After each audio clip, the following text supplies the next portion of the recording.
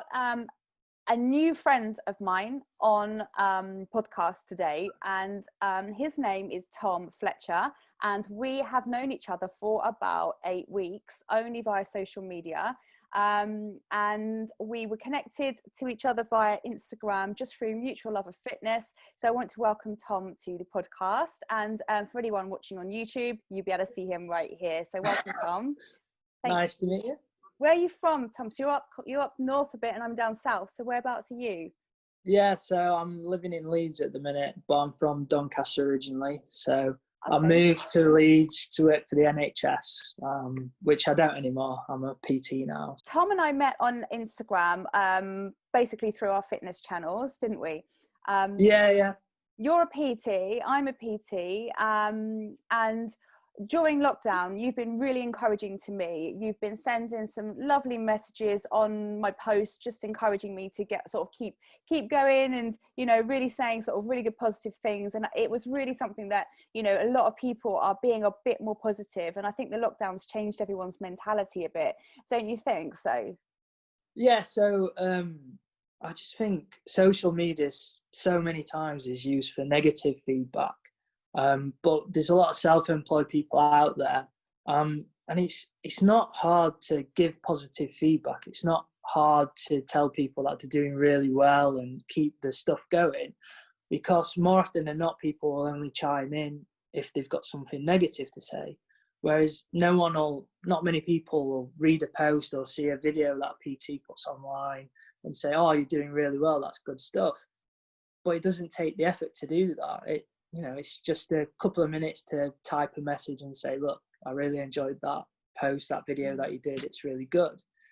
And that's what keeps the trainers going. It's what keeps a lot of self-employed people going throughout this in general. Your attitude your basic general attitude as an individual is what we need more of. And I think that's why we connected so well, because you took the time to reach out to me and, really be encouraging. And then vice versa. I mean, I was obviously taking note of what you were doing. And the thing that stuck out the most to me was seeing how you, regardless of the situation, regardless of lockdown and this whole, I'm not even going to say the C word, that C word, because I'm sick of hearing it. Yeah.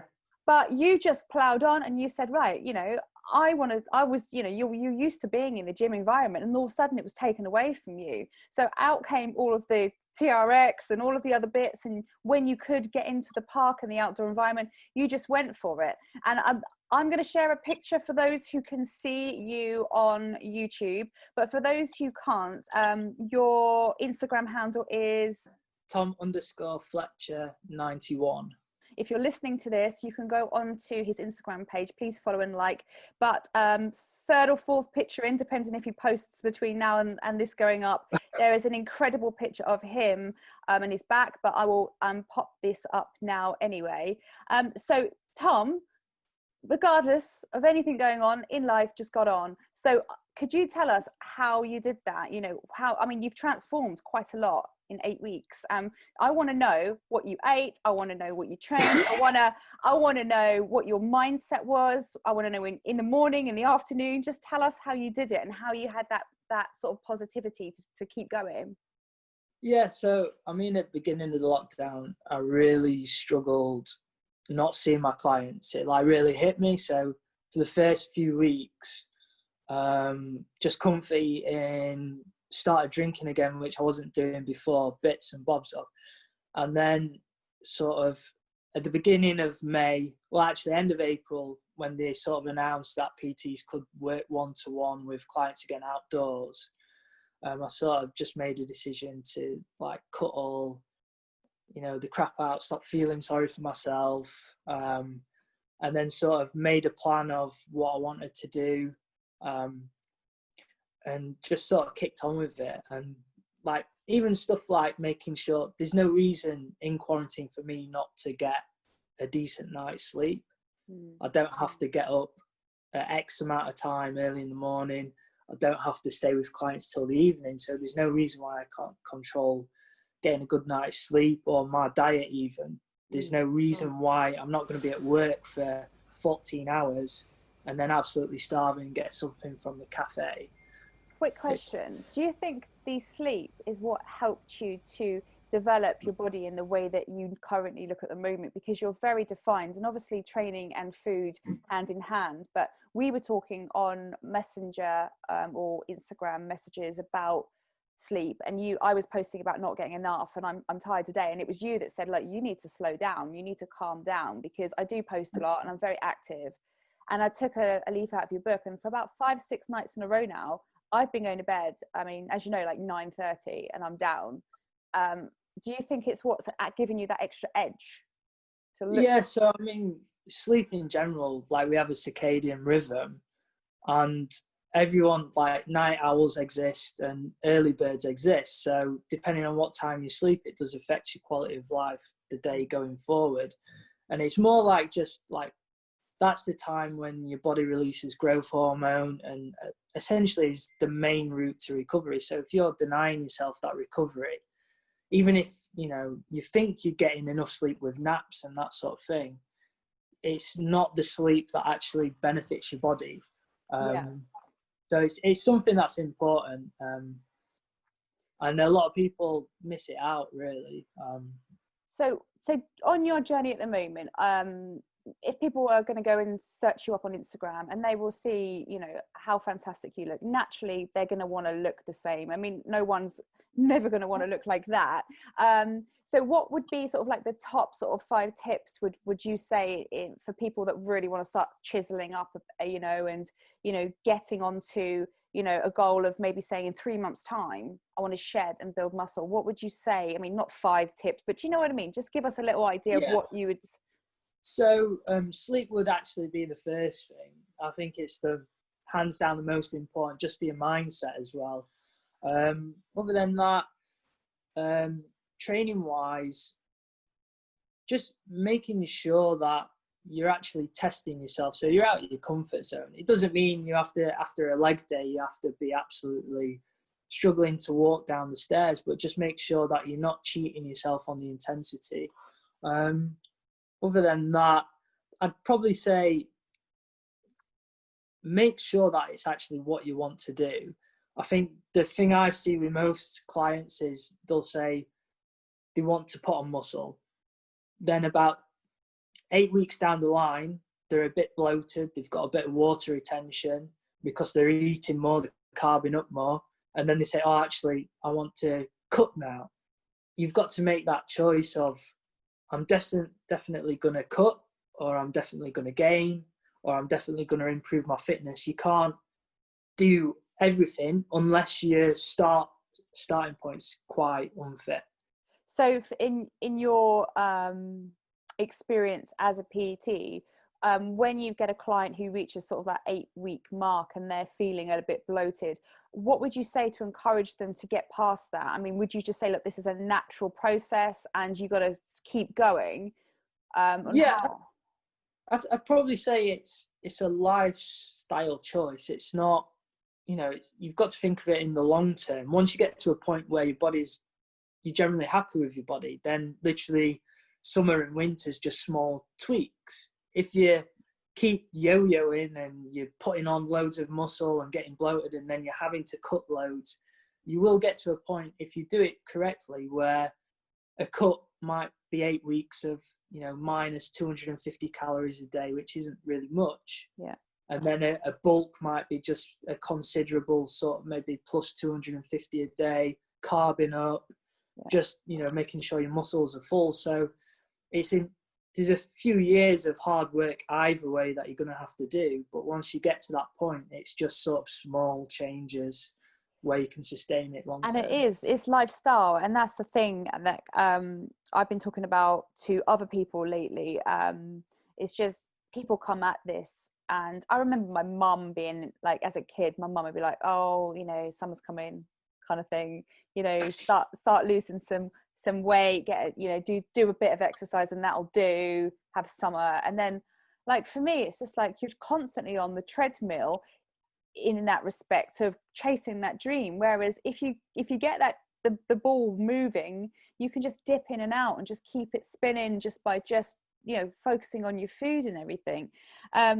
So when we were sort of deciding to do this chat today, I think we wanted to obviously put a positive spin out there to people that would potentially be listening to this, you know, not only to one, you know that you can make friends like you and I think we're going to be friends for a long time, and we've established you know, a friendship through fitness, and we can talk about this, that and the other. It's really great to have you on here today. So that's a massive positive for me, to be able to, in a situation where we're locked down, we can't meet people, we can meet people and we can make friends. And secondly to that, to talk about how, you know, training at home is a possibility. I mean, you are a walking, talking proof that that is possible, and I'm sure anyone's watching this who would be interested in working with you could reach you on Instagram to talk to you about, you know, cutting and bulking and all that kind of stuff once they see those photos. But lastly, just to say, you know, in these difficult times, it's really, really good to emerge as positive as you are, and to reach out to those people and just say nice stuff, you know, encouraging stuff. It's an underrated thing. I just think to generally just be nice to people. Yeah. It shouldn't be something that you need to remind people to be, but it's like, even the biggest example I can think of is Adele. When Adele lost all that weight, she's really healthy now. And from an exercise physiologist point of view, I would look at Adele and probably say she's added between 5 to 10 years onto her life. Yes. By losing that weight. And yet there's still this, she's still got as many negative comments and as well as positive. And I just look at that and think, if people focus more on bettering themselves and encouraging each other, they wouldn't feel the need to be negative towards someone else. And I think this goes hand in hand with the whole fitness journey. People are very body conscious, and there are so many fit people posting, you know, so many fit accounts that got 2 million followers, and she's, you know, she or he or whoever it is, they look fantastic. But it's nice that they can get their body to that level, but it's a double edged knife, really, isn't it? Because yes, it's inspiring, but at the same time, it's almost debilitating to even try and wonder how you could even get into that kind of physical shape. And I think people, the middleman, like you, I would call you the middleman on the fitness industry, or me, the realism of it, you know, what we post is, yes, that's nice, but yes, being healthy and not looking chiseled is nice too. And you can go down the chiseled route because that's a goal and that's what you've set your mind to do. But equally, you're quite happy to go back the other way and not be negative or depressed about it. And know that you've got control through good nutrition, not bad habits. Would you say? I think the issue with most sort of like Instagram, the way Instagram and social media is built, is like most of the fitness accounts that you're on about, they're like the top 1%. For every one of them, there are hundreds, thousands of people that are doing their own fitness journeys that don't look like that aren't airbrushed, that don't have thousands of pounds worth of equipment and a cameraman and everything and studios and lovely settings in locations around the world. Just randomly on the beach, and they've got 3 or 4 cameramen, and you know, they're absolutely, you know. But that's never, you're never going to stop that, are you? People are always going to, there's always going to be someone out there who you will look at and think, wow, they've got it better, they've got a better setup, they've got a better life. And I think that's just life. You're always going to look at someone else and think they've got something more than you've got, or have that, what do they call that, FOMO, the fear of missing out. It's a real thing. It's FOMO, and I have had FOMO. I get FOMO. Do you get FOMO about anything? I'm trying to, I don't, sometimes I do. Fitness industry isn't one of them, because I don't know, it's just always been part of my life. So I've never looked at someone and aspired to look like them or be like them. I've always just been, for me, it's more like lifestyle, because I used to be quite overweight when I was a kid. I've been there too. I had really bad asthma when I was a kid, and it cost me my place playing professional football as at an academy. So I always took that on, and sort of I needed to be healthy because my mum was the kind where if like a coach would say you're too fat, my mum would be, no, you're perfect. You're Yeah. perfect. And it's good in one sense, but then people do need to learn how to win and lose. And, you know, Yes. if you keep wrapping children up in cotton wool, you know, if they are getting, you know, obese, unwell, and, you know, potentially going to have diabetes when they're older, I think there needs to be a point where we actually do reintegrate essentially tough love into Yes. children's lives, not in a sense of like bullying, but just in a sense of, you know, they need to know that these choices that they're making now will impact them in adult life. I don't remember anything at school when I was at school, any topics like this. And if I think I remember our sex education hour, we had like an hour. You can't cover that in an hour. Likewise, No. you can't cover like nutrition. And I think those two things are really, really important things, because those two things are massive in your life, you know, and they dictate how your life unfolds, you know, whether you're careful and, you know, don't have a million kids, or whether you're careful and don't eat all the pies. Do you know what I mean? I think Yeah. those two things go fairly sort of like quite hand in hand as important topics in schools. And yeah, I just do not remember or recall anyone talking about good nutrition, why we did PE and why we did exercise. And it's not just that. I think the main thing is frequency, isn't it? It's the Yeah. frequency at which we do all of these things. Because fitness and nutrition is nothing without frequency. And, you know, adequate changes here and there, planning and being aware of what you're doing, documenting and referring to the past to look to the future. I mean, that's when it becomes a bigger mindset thing. And I don't know, you can get a little bit spiritual with fitness as well, because, you know, there's so much that goes into it on the mental side, which is, I think, why personally I like it so much, not just for the way it makes me look, but for the way it gets my head working. Would you agree? Yeah, I mean, fitness, it's that release of sort of dopamine as well that you get through training, and you know, it does improve mental health quite considerably. A lot of studies that have done sort of physical activity interventions have proven that it is one of the best in terms of alleviating depression and anxiety and that sort of thing. So it's important in that context. But I think the main thing is everyone asks me, well, most people that ask me that want to get into fitness is, how do you stay motivated? And I remember watching a video a couple of days ago where they basically said, it's not, you know, if you love it, you don't need to get motivated. If you enjoy it, you don't need to be motivated. Exactly. And it's like you get, you know, you don't need to be motivated to grab a takeaway. You don't need to be motivated to go out for a few drinks. Yes, like, oh, do I and have have a to chat. order a Chinese? Do I have to be Yeah, bothered to order a Chinese? Do you know what I mean? It's yeah. like, Well, I get what you're saying, totally. that's the thing, is like a lot of people that are new to it or that do struggle with it, they go to the gym like, oh, I don't really want to be here. You know, I've even, you know, clients where it's like they're doing it because they believe it's a necessity, that they need to do it, or like a doctor's told them to do it, that they need exercise help. It's not something, a lot of the times people that struggle, it's not something they actually really want to do, but they feel they have to do it.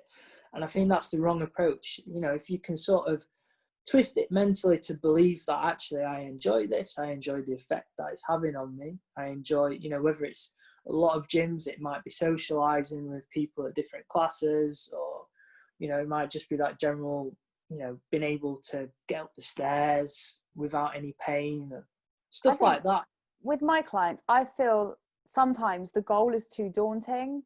And that's the off-putting thing. And I like to break it down and work, you know, week to week or month to month, and just say, you know, the goal isn't to lose 2 stone. The goal is actually to lose, I don't know, 1 to 2 pounds a week, or then, or you know, work that into the months and block it up, to make it seem a bit more approachable. Because somebody that's new to fitness, you know, the last thing you want to do is sort of cloud, you know, their route or their journey to reach this ultimate goal. And I think you just need to make it as clear as possible by, you know, making the path or the journey just seem more attainable. And I think by doing that is, I would say, is the best thing that anyone can do who's, you know, gonna start looking at, you know, losing some weight. Figure out first of all how much you want to lose, you know, and then be realistic on the time frame and put a time against it, so they've got then something to work towards.